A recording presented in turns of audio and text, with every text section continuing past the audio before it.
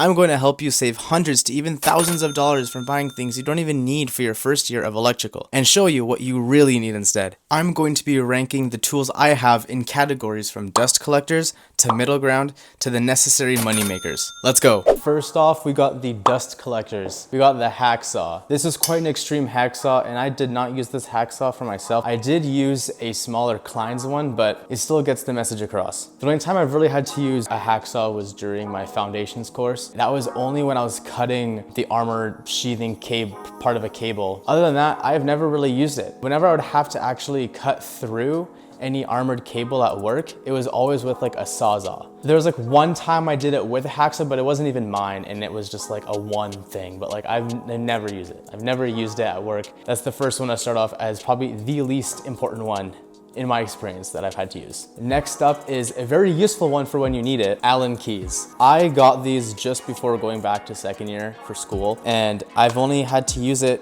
for one thing. It was screwing in the neutral in a panel, like from the feeder cable. Yeah, never had to use it other than that. So I mean, very useful for when you need them, but I used these like maybe like 4 or 5 times in like a whole year of working, which I don't know if that sounds like a lot. No, it doesn't, but like useful for when you need them. Other than that, counts as a dust collector. Next up, this is also a saw, but we have the drywall saw. This, again, like I said, these are like very specific tools. Like you only, like when you need them, they're good, but like you don't really need them otherwise. Especially if you're in a new construction, chances of you actually using these are very low unless you actually have to go into drywall and fix something. But these would be good in like a service where you have to like maybe add something. Other than that, very useful tool, but it's a dust collector. Next up, we are moving towards the middle ground. So this is stuff that is used a little bit more, but also still not a lot. So first one coming up, we have the channel locks. So when you're putting in a cable with a connector for the lock ring that you use for that connector, these are pretty nice to kind of like get in there and kind of screw it. But again, yeah, one of these tools, don't really use them very often, can be quite useful when you need them, but I rarely have to use these, so.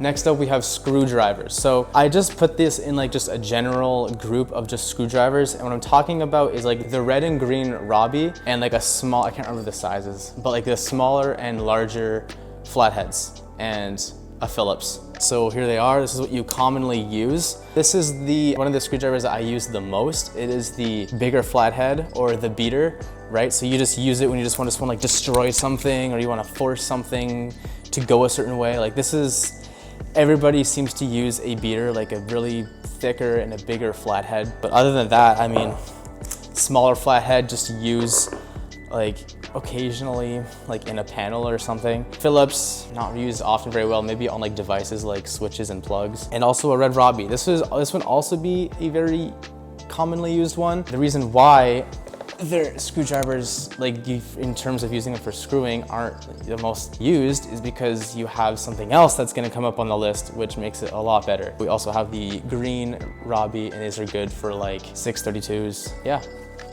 Next up, we have a drill. So this is my drill. Oof. Got some dust in my eyes. This is my drill. I don't really use this for a few reasons. Number one, it's not the most strong. Like, not just because it's DeWalt. DeWalt does have some pretty strong drills out there, but just for the type of drill it is, it's not very strong. Like, this is like almost like a last resort. Like, if I have anything else that I can't use, what I will use instead in place of a drill is what the company would give you. Like in a job box, you can use, for the most part, in my experience, you can use a bunch of tools that are the company's. So I would use like a hole hog. A hole hog is one that I use like 99% of the time when I want to do holes. But other than that, this guy, I don't really use him, but it is good because it has an extra battery for another tool, so yeah. Next up, we have needle nose pliers. Just looking at them, they are very helpful if you really need to just grab something in a tight space. It's great. It also has a cutting thing, but I never really used it for cutting. I mean, maybe like once or twice just because I had it in my hand. But these are great because you can get in there and grab things and just makes it a whole lot easier. It's really handy if you have it for a certain situation, so yeah. And then lastly, which is a bit better than all of these ones in this middle group here, is a level. This is a great tool because oftentimes in electrical, you're not actually doing a lot of wiring, literally. you are like, say, maybe pulling wire or you're setting things up for the wires, right? So you're putting up a lot of boxes. Some things are putting up on a wall. You gotta make sure it's level. This is very handy, and especially when putting up baseboard heaters. So yeah, these are great. I would 100% recommend getting one of these. You may not use it so often, but you do use it quite often, I would say. Next, we have the money makers. So this is kind of like the ones that you use the most. So you kind of need these ones if you want to be an apprentice. First up, I replaced my screwdrivers with this tool. It is amazing. You should have one, and it is an impact. So the impact is essentially just a screwdriver, but in a drill form. It makes it so much, it's just so much better when you're not using a screwdriver, and it's nice and small, handy. And this one I have here is pretty nice. It's also a DeWalt, it's pretty powerful. I would say this is one that you definitely need to have if you want to be an apprentice. So yeah. Next up is a knife.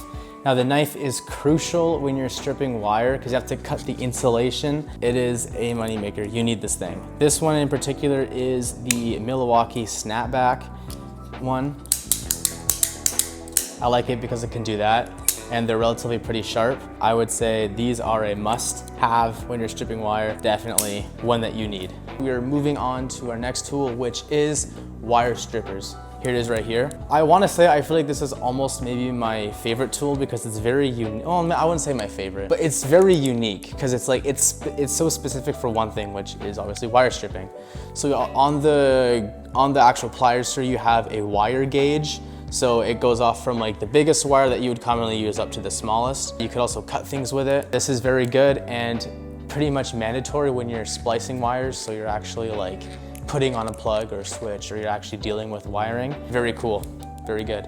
And also these holes here on the side, these are good for when you're actually like making your hooks on the wire to attach onto devices like switches and plugs and all sorts of stuff. So wire strippers, definitely you need these. These are a very good one. Up next, we have the side cutters. These are the side cutters right here. What makes this different than like normal cutters is you can probably tell in the name, it's side cutters. So these are a little angled. So like it's flat, and then it kind of goes up a little bit. So this makes it really easy, so you can like get in, say like to a staple, and then you can like wedge things, right? You can wedge that staple, or you can get like a really nice, precise and deep cut, if that makes sense. I will say that when side cutters really shine is when you're cutting something, like say maybe a bit harder, like if it's a bigger wire, because the only thing it can do is cut. Because if you use some other pliers also have the cutting piece to it, but there has other stuff on it, so it might not be as good. But this is strictly for cutting, so it's gonna be a bit better, I'd say. Get these if you need staples out. If you need to get a staple, these are perfect. Don't use anything else. And now for the most, I would say, versatile tool, in my opinion, the most handy is the linesman's. These, I would say, is the number one. This is the best tool I would say I have. Obviously, other tools have their great perks and they shine the most when you need them, right? Like an impact, I was considering putting maybe slightly higher than I did on the list. Linesman's takes the cake. It is the best in my opinion because it can do three things right here. First of all, you need linesman's when you're splicing wires because it has that strong and thick and big base of the pliers, so you can grab them and really squeeze and twist. You can also cut. I find that the linesman's has like a strong cut when you're doing like, say maybe like multiple wires at once, because it has a strong, and also the area is quite large-ish. I used my linesman's as this probably almost maybe like second, just right below splicing, it is the electrician's hammer.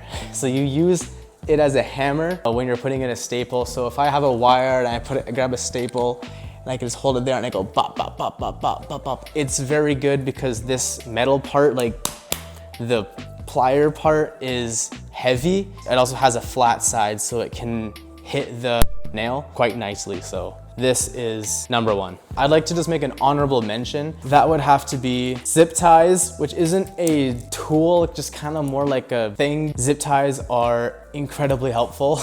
Don't bother buying these for yourself because your company will have them on site. Since this is a first year video about tools you should have as a first year, this isn't a tool, but just kind of like a nice thing to have. These are knee pads. Now, as a first-year apprentice, most likely you'll probably be doing some tasks that the higher up people don't want to do. So they'll have you on your knees, they'll have you in places that might hurt your knees, right? So you'll maybe splicing plugs, or maybe you'll be an attic and you might, it's just a very good thing to have because protect your knees. The more you get on your knees, the more they'll hurt. So I know what it feels like to be on my knees all day splicing plugs and then coming home with some nice knees. So invest in some knee pads as well. Now, when I say I'm saving you hundreds of dollars, that just means of extra what you should buy. Like 90% of my tools that I have are things that I bought from like an apprentice kit. And you don't really need to buy a lot of power tools because honestly on site, your company is gonna supply those for you, like say a whole hog or a staple gun. Don't worry about buying a whole big Milwaukee pack out with a bunch of tools. Like chill out your first year, you don't need that, trust me. You just need like an impact and your hand tools. That's basically it. Like these here and maybe a couple others that I've mentioned are like a necessary that you should have. Don't go crazy, buy what you need and save yourself some money. This is going to be it for this video. I really hope you guys found this video helpful and I'll see you guys in the next one, Lord willing. Peace out.